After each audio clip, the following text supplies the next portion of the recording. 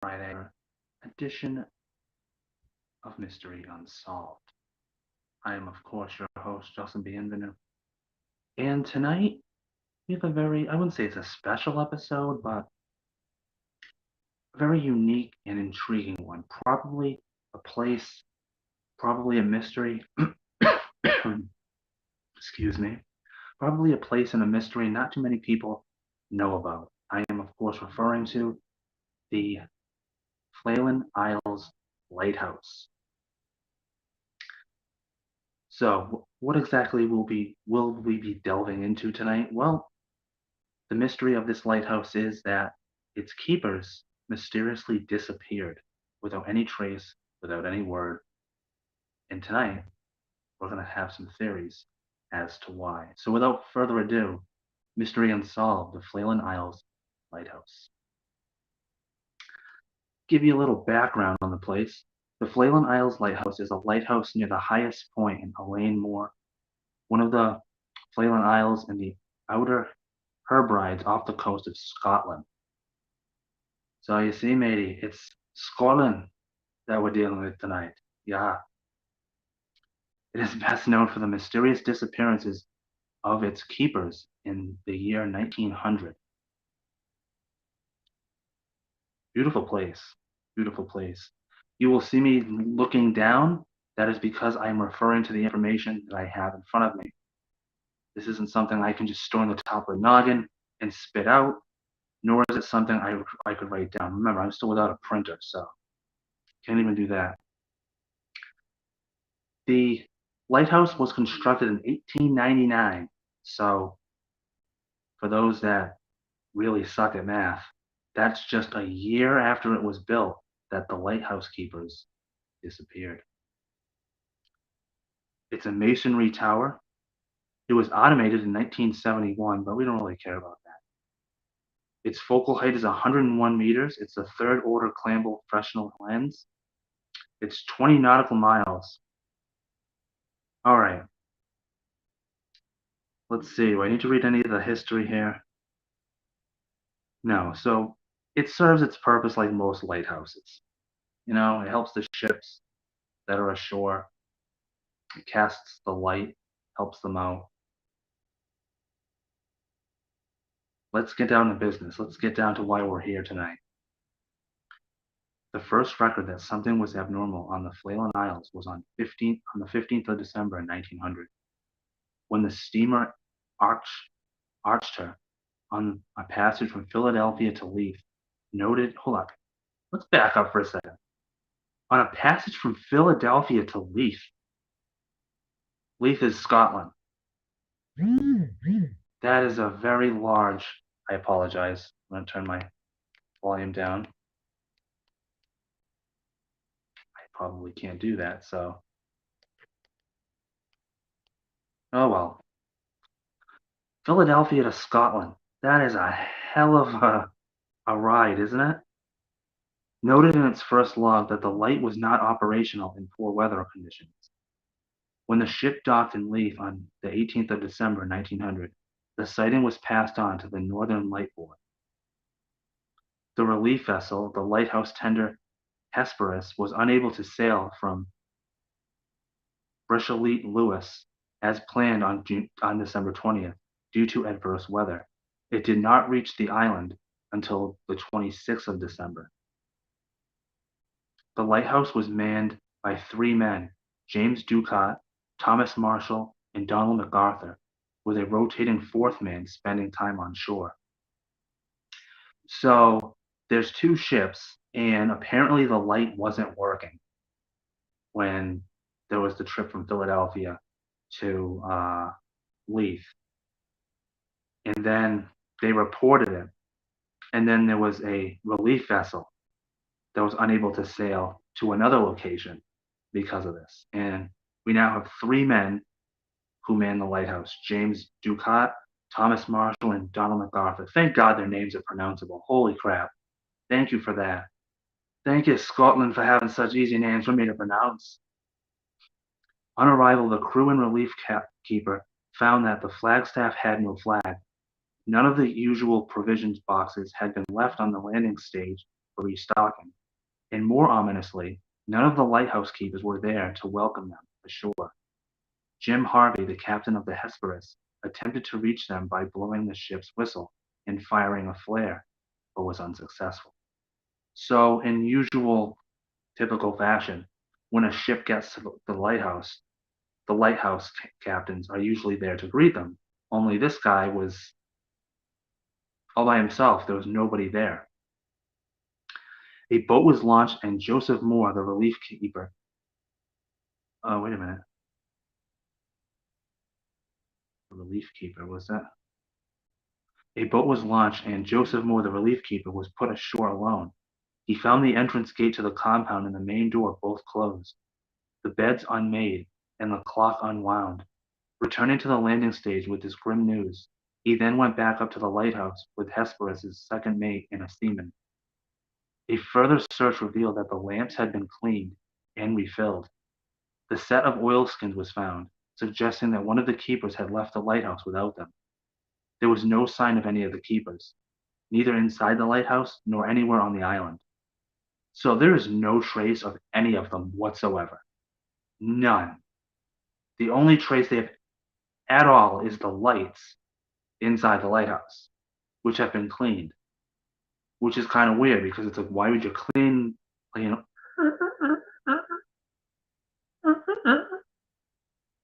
All right, I'm gonna go disappear now. Like what happened there? Wow.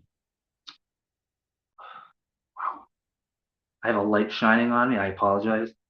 Moore and three volunteer seamen were left on the island to attend the light, and Hesperus returned to Lewis.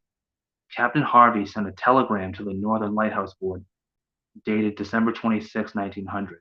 So Captain Harvey's the guy he's the captain of the Hesperus. He's the guy that got to the island and there was nobody there. So apparently Moore's there.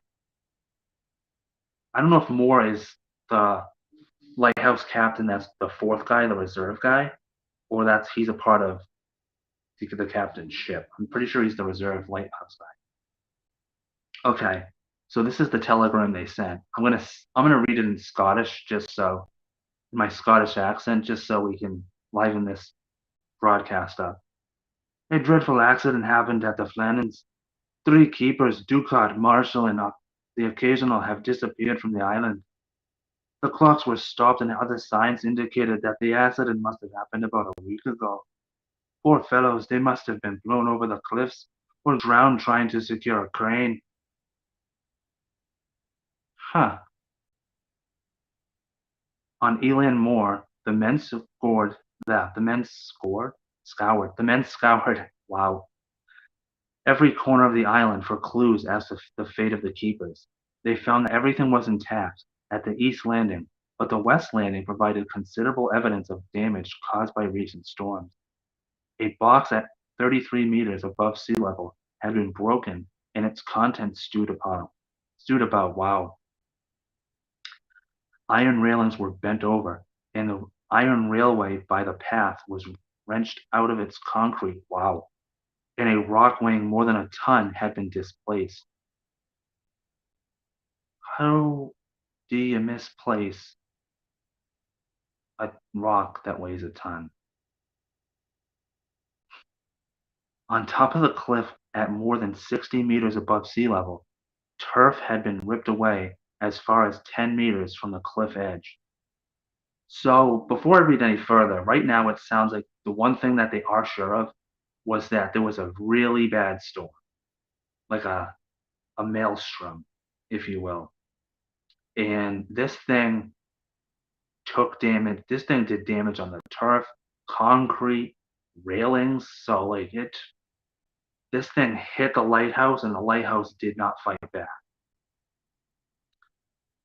On December 19th, Robert Muirhead, a Northern Lighthouse Board superintendent, arrived to conduct the official investigation into the incident. Muirhead had originally recruited all 3 of the missing men and knew them personally. Okay, so this guy didn't just hire them. Like, he's not just there to investigate. He didn't just hire them, he knows them personally. So this guy would know, like, if there was anything wrong with these three men, for them to just disappear and not tell anybody. He examined the clothing left behind in the lighthouse and concluded that Ducat and Marshall had gone down to the western landing stage, and that MacArthur, the occasional, had left the lighthouse during heavy rain in his shirt sleeves. He noted that left the light and unattended was in breach of the NLB rules. He also noted that some of the damage to the west landing was difficult to believe unless actually seen. So it sounds like, first of all, why were three men, like, I've never heard men working a lighthouse at the same time. That seems a little like I'm not familiar with the work of lighthousemen, but like three of them working all at the same time, like that seems kind of weird. I would think there would be one guy, and then he has a long shift, and then another guy comes and relieves him, followed by another guy. But this sounds like all three were working, maybe because it was a storm. It sounded like the two guys, which were Ducat and Marshall, they went down to the west side where the storm was hitting the lighthouse hard. And the third guy, which was MacArthur, probably should have stayed at his post, but he was probably the one that broke the rules because he was worried about the other two men because they probably hadn't come back yet. And something happened to him too. Look at that, I've already solved it. From evidence which I was able to procure, I was satisfied that the men had been on duty up until dinner time on Saturday, the 15th of December, that they had gone down to secure a box in which the moorings rope, landing ropes, etc., were kept, and which were secured in a crevice in the rock about 110 feet, that's 34 meters, above sea level, and that an extra large sea had rushed up to the face of the rock, had gone above them, and coming down with immense force, had swept them completely away. Ha! Whether this explanation brought any comfort to the families of the lost keepers, Ducat left a wife and 4 children, MacArthur a wife and 2 children, is unknown. This development did, however, tarnish the lighthouse's reputation for many years after the incident. So imagine building a lighthouse, and a year later, 3 of the lighthouse keepers just mysteriously disappear, and you have no clue why. And then they expect ships to just land there and be like, "Hey, how you guys doing? So we lost 3 lighthouse keepers last year, and then we have no freaking idea what happened to them. But don't let that stop you from settling here and having a great time. Okay?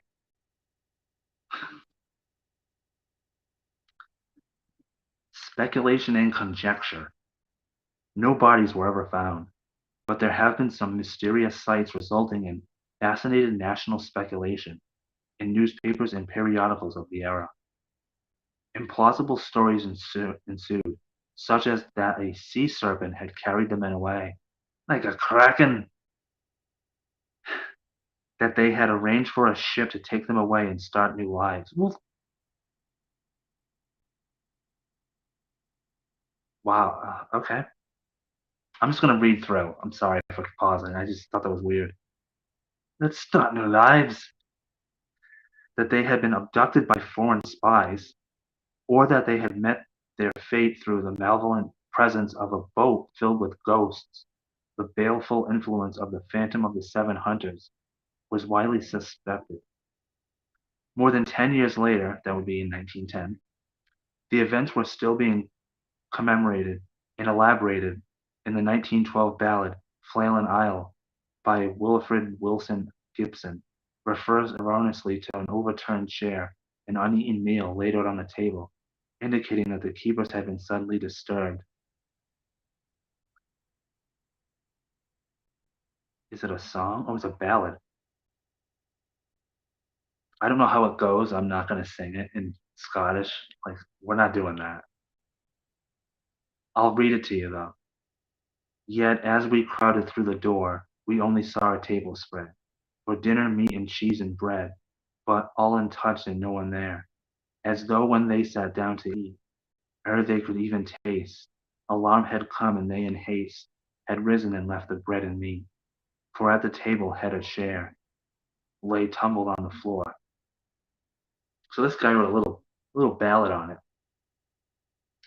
However, in the first-hand account made by Moore, the relief keeper, he stated that the kitchen utensils were all very clean, which is a sign that it must be after dinner, sometime they left. Okay. Later theories and interpretation. Okay, so we got some more. Over time, a story has developed of the existence of unusual logbook entries. They supposedly have Marshall saying on December 12th that there were severe winds, the likes of which I had never seen before in 20 years. Severe winds and the likes of which I've never seen in 20 years. He's also said to have reported that Ducat had been very quiet and that Donald MacArthur had been crying. Okay, apparently 3 dudes can work one lighthouse at the same time. Like, how many people does it take to screw in a light bulb? How many men does it take to uphold a lighthouse? Apparently 3 at the same time. MacArthur had been a veteran mariner with a reputation for bawling. Oh, excuse me, for brawling. Because I just said he cried. For brawling, and thus it would be strange for him to be crying in response to a storm.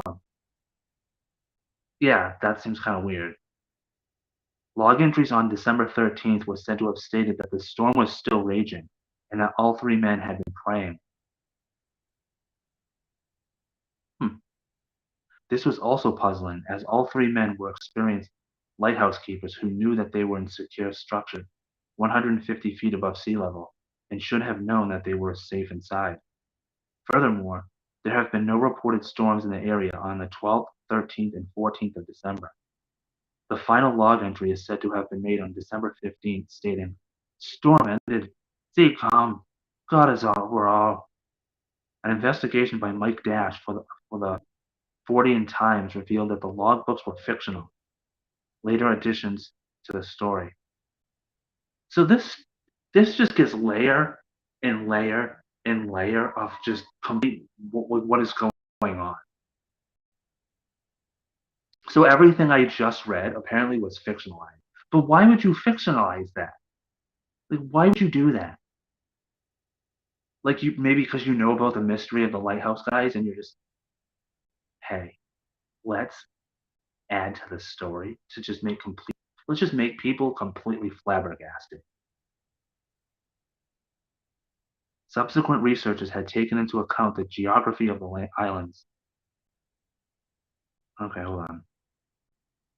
It is possible MacArthur may have seen a series of large waves approaching the island and, knowing the likely danger to his colleagues, ran down to warn them. Didn't I say this?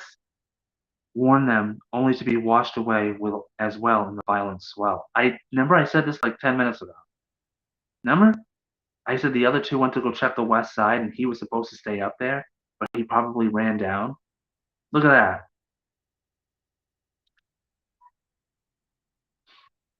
Recent research by James Love discovered that Marshall was previously fined 5 shillings when his equipment was washed away during a huge gale.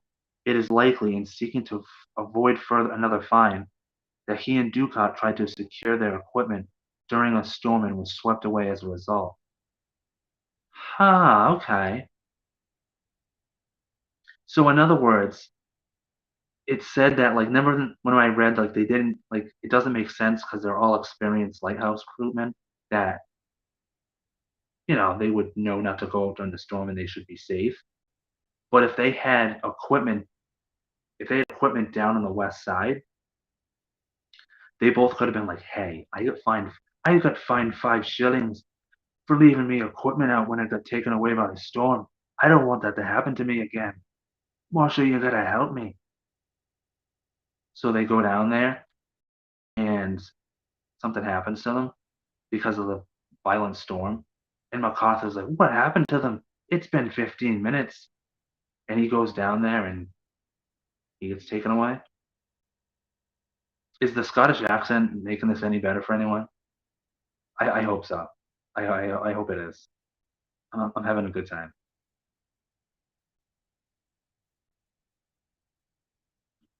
Uh, The fate of MacArthur, although required to stay behind to man the lighthouse, can be guessed to be the same. Love speculates that MacArthur probably tried to warn or help his colleagues and was swept away too. This theory was also the advantage of explaining to the set of oilskins remaining indoors and MacArthur's coat remaining on its peg, although perhaps not the closed door and gate. Another theory is based on the first-hand experiences of Walter Aldebert, a keeper on Flannan from 1953 and 1957, 1953 to 1957.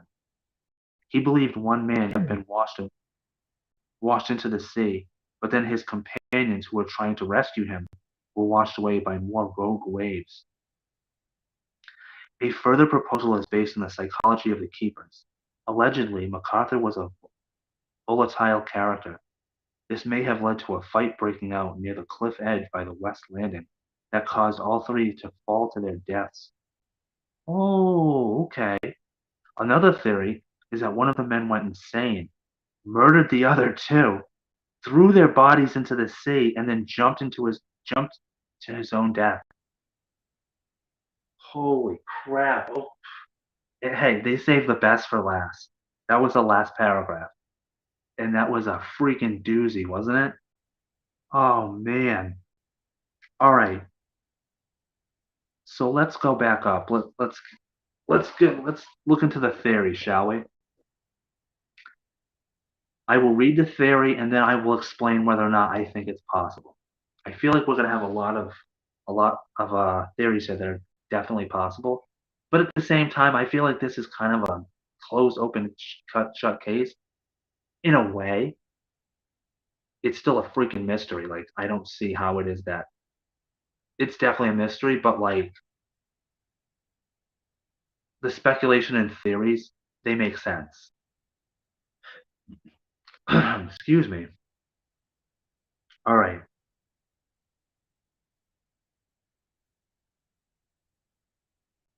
So no bodies were ever found.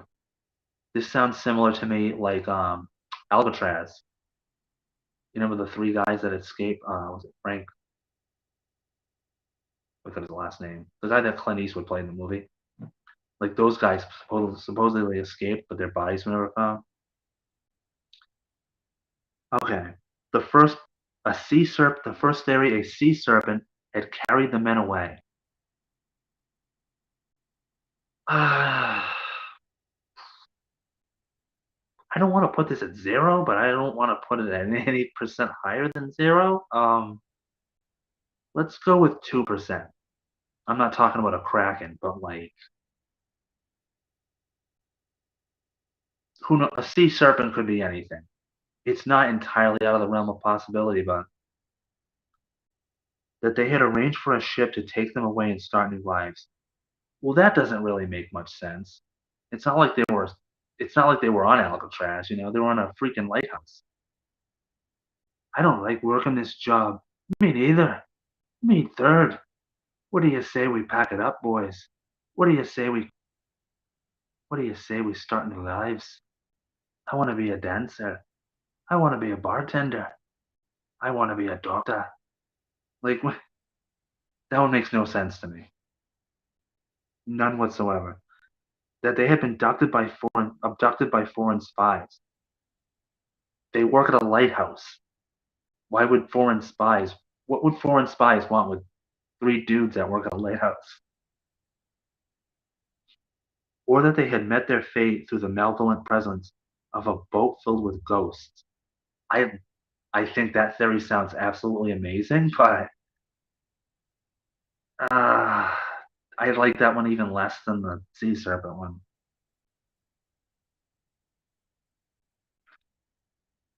Then, of course, there's the fourth theory which is the number one theory, the most likely, that this is what I think happened. I think that Ducat or Marshall, whichever one got fined the 5 shillings, he realized that he left his equipment outside again. He probably had a bad habit of leaving his equipment outside. So what he did was he went down there and he asked Marshall to help him, just like I said in the Scottish accent. When they went down there, however, it was a ridiculous storm. They both probably underestimated it, and they both could probably get swept away into the water by the storm. MacArthur, maybe if he saw it, he probably ran down there. Or if after a certain amount of time he noticed they hadn't come back yet, and he's like, I can't leave me post, but they aren't back yet. I have to investigate. And he goes down there and he gets taken away too. That seems the most likely to me. That seems like 90% possible.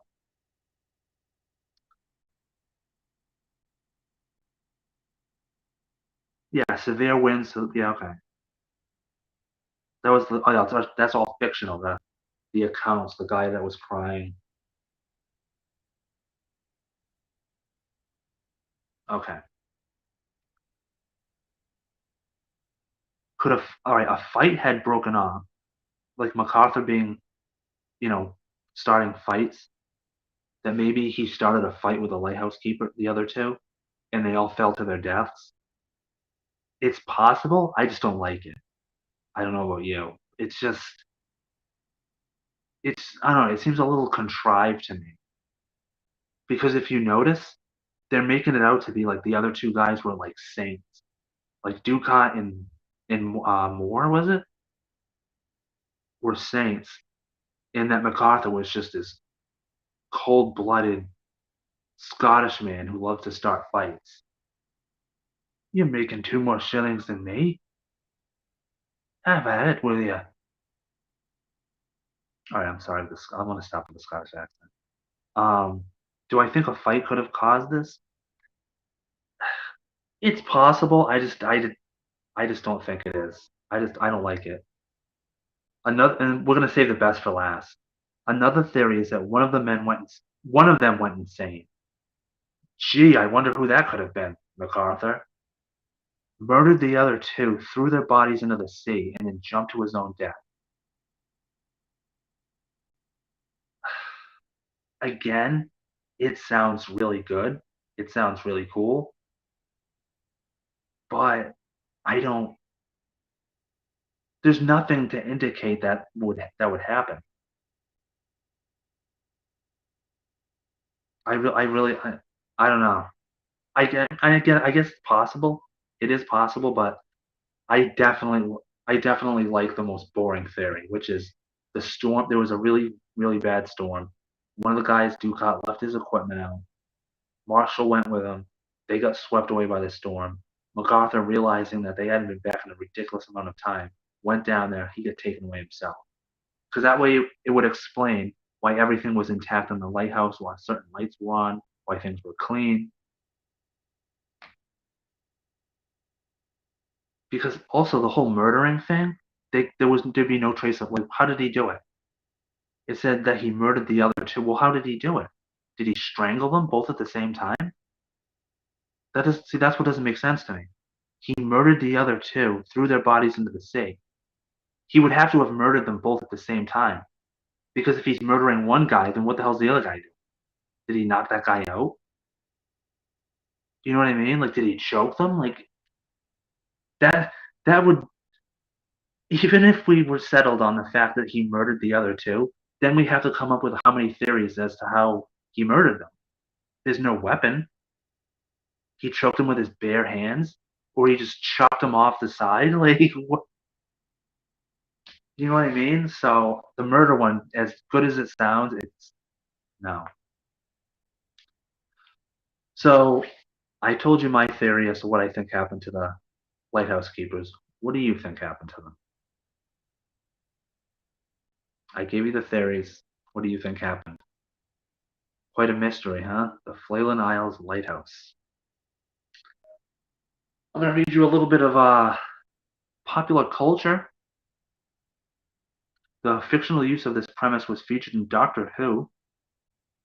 It was also in a modern chamber opera called The Lighthouse in 1979. The group Genesis wrote and recorded The Mystery of the Flannan Isles Lighthouse in 1968 while working on their first album, but it was not released until 1998. Ooh, go listen to that. I'm going to do that tonight. The 2018 film The Vanishing is also based on the same story. Ah, Wilfred Wilson Gibson's song or poem The Flannan Isle recounts the horrors of the search party who find an empty lighthouse with no trace of the three men dead. Contrary to popular belief, the movie The Lighthouse was not loosely based on this tragedy.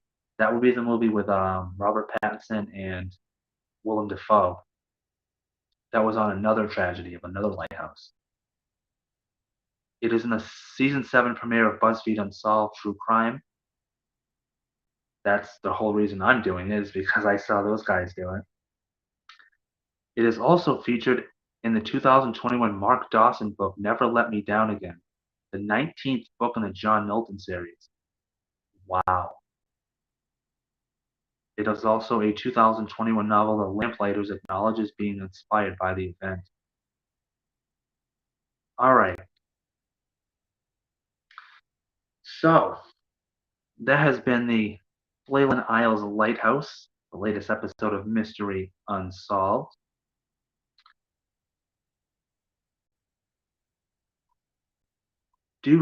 I would say, do tune in next time, but I want to check something before I go.